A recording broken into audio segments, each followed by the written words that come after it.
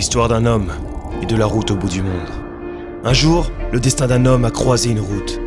Une route ou bien plus qu'une route. 5136 km qui sillonnent un pays, 11 provinces, des centaines de villes, des centaines de rencontres, des milliers de mythes. La route de la fin du monde est l'une des plus étendues de la planète. À cet instant, un homme s'est fixé un objectif. Parcourir la route 40 en 40 jours. La déchiffrer, la connaître et la défier. Plonger au plus profond de cette colonne vertébrale qui traverse de part en part l'Argentine et se laisser embarquer par son côté mystique. Cet homme a donc formé son équipe. Il a préparé chacun des muscles de son corps, préparé son mental pour surmonter ce qu'il devait vaincre, notamment ce qu'il n'aurait jamais pu imaginer. Et comme le défi n'était pas déjà assez grand, il a préparé un vélo de route pensé pour l'asphalte et la terre.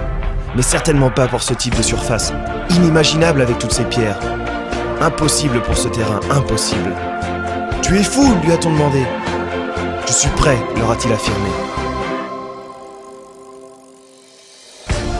Il s'est rempli de force, de courage, comme se remplissent les ballons qui décident de se laisser porter par le vent. Mais jusqu'où ? Et motivé par chacune des légendes de la route 40, motivé par sa propre histoire, la roue a commencé à tourner. À ce moment donné, cette histoire s'est transformée en légende. Et au fur et à mesure que les jours passaient, l'attendu et l'impensable se sont mélangés.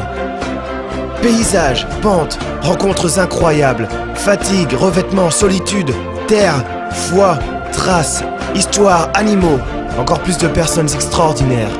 Vent, pluie, froid, 1000 pays dans un pays. Tout et rien. 40 jours, c'est beaucoup, je vais le faire en 28. Tu es fou, se sont-ils exclamés. Je suis convaincu, leur a-t-il réaffirmé. Et quand il est resté silencieux, il a entendu les mots de soutien du monde entier. Et quand il a manqué d'air, il a respiré le souffle de son équipe. Et quand la douleur a paralysé ses muscles, c'est son cœur qui lui a rappelé les souvenirs.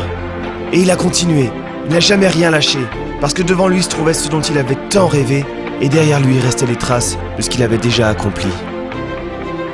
Les chiffres diminuaient et l'angoisse augmentait.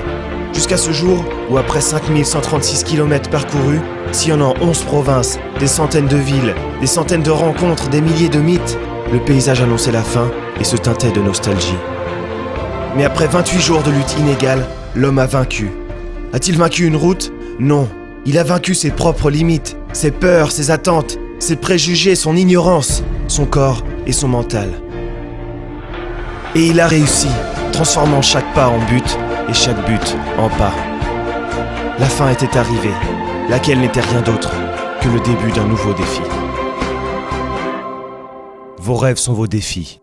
Êtes-vous prêt à les accomplir ?